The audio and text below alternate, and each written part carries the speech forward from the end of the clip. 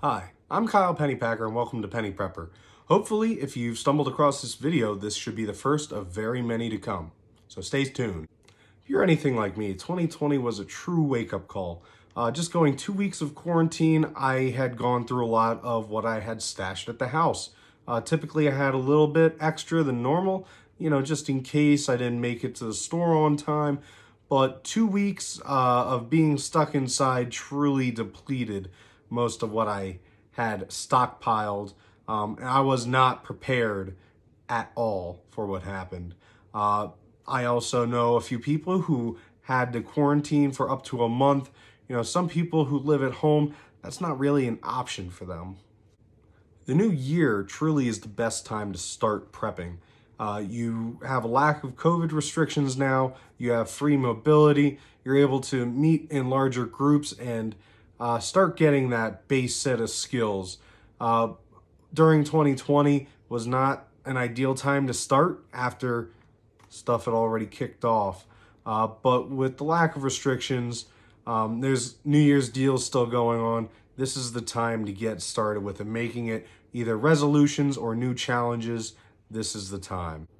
The first point I would like to bring up is just getting started, no matter how small. Everybody started at the beginning.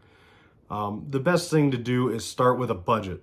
Even if it's something as small as $10 and that's all you can do, that's fine. Just get started with it. $50 would be better, $100 even better. But honestly, starting with the $10 is perfectly fine.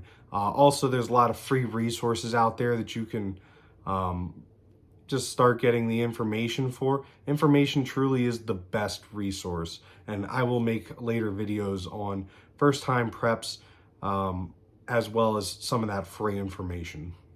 My second point would be trying to challenge yourself in the new year, whether that's picking up a new skill, honing a skill, or just getting a little bit out of your comfort zone safely and trying to learn new things.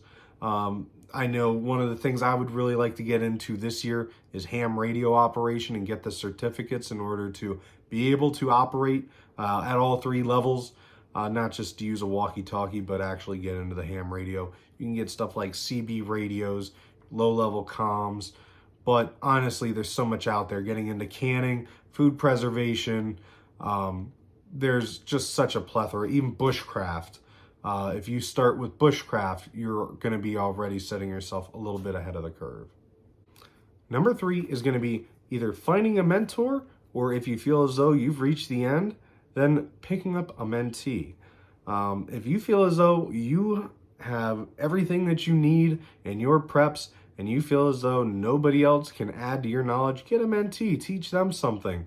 That'll be one less person knocking on your door asking for some supplies. Also, that could be an ally. You teach them, and they'll be so grateful that when stuff does hit the fan, then they may be more inclined to come over and assist you if you need something. It is possible to get sick. It is possible to get injured, no matter how safe you are.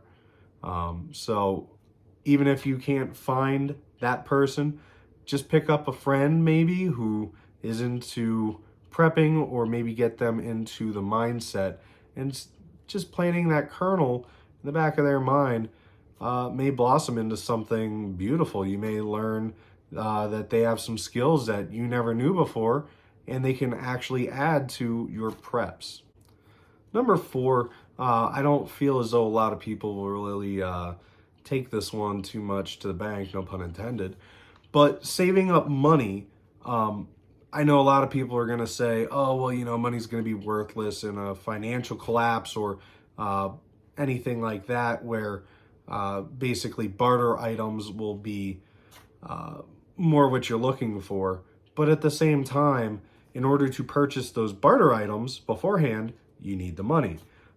Still, you can buy stuff like generators. If you save up $50 a paycheck in the year, that's about $1,300.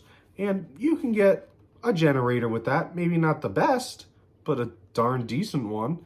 Maybe even get a smaller level dual fuel generator that if you run out of one source, you can go off the other.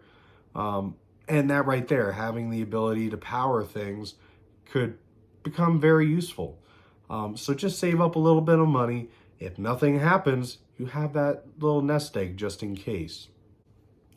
Number 5 is going to sort of seem a little weird to a lot of folks, but try your preps and fail. I'm not saying go out without any warm clothing on a 20-mile hike in negative 20-degree weather. I'm saying go out maybe before you light a fire, throw a little bit of water on the fire, see if you can try different ways of lighting it with damp wood. Maybe going camping without sleeping in the tent, set it up just in case, safety, but try to spend a night outside of the tent, in lower temperatures. Retreat to the tent if need be, but just give it a try.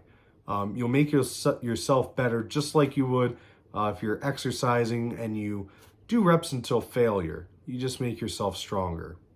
All right, number 6 is going to be something that a lot of people are going to focus on, obviously, at the beginning of every year, but it's my number 1 thing that I would like to get better with. It's going to be fitness.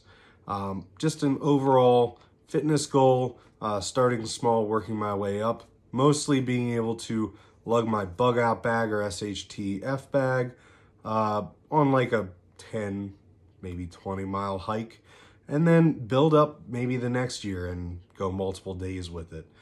I suggest you do the same. Even if you're in peak fitness, maintain it. All right, the last point I would like to wrap up this video with is thank you very much for being here watching my first video. If you're watching this video, it means you're at least starting to get in the right mentality, starting to watch videos, and that truly is the most important part, is getting information and learning.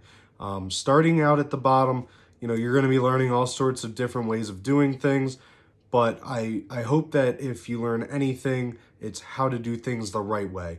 Last thing you need to do is watch 15 videos on how to cut wood and never actually attempting to use an axe, and then SHTF, and then you end up cutting your artery, and you just need to get the right information, start out small, and work your way up.